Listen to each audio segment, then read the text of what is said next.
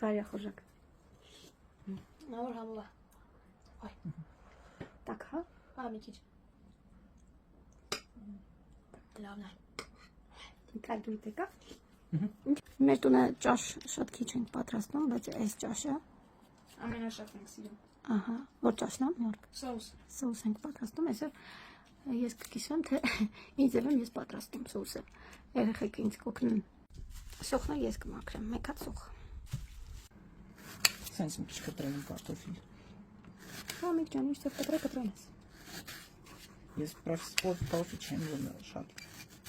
Ավելացնում ենք հալած յուղ։ Այս հալած յուղի բաղադրատում սա ունենի միջում, թե ես ինչպես եմ հալացնում։ Եվ սոխը։ Սոխը պետք է տապակենք, փոքր։ Այստեղ սոխի վրա ավելացնում ենք կարտոֆիլը, Միքայելը ինչ ձև ասես, որ չկտրատել, էլի սենց։ Սենց։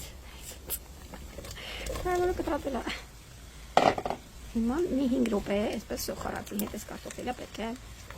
ինչ ասեմ, տապակենք։ Տավարի միսը ես նախորդ քաշել էի, հիմա պետք է առանձնացնեմ միսը եւ յուղը, որտեղ մեր տանը յուղ չեն ուտում։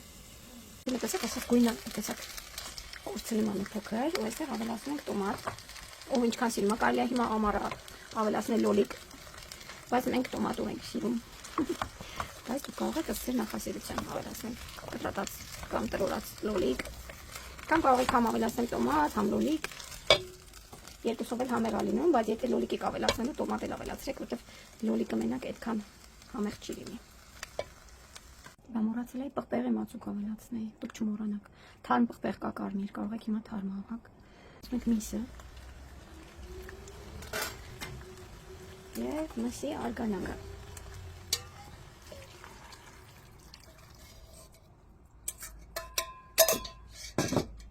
Եթե տեսնում եք ջուրը մի փոքր քիչ է, կարելի է ուղղակի ջուր ավելացնել։ Շատ էլ չէ, այնքան որ ծածկի։ Ահա, եւ փակում ենք կափանչով, թողնում ենք մոտավորապես 30-40 րոպե, նայած կարտոֆիլը երկեփվի։ Ավելացնում ենք աղ, աղ կստուգեք։ Մի փոքր շաքարավա սամերի բալանսավորվածության լինելու համար, այսպես մի պտղունցել։ Եվ իհարկե ռեհան։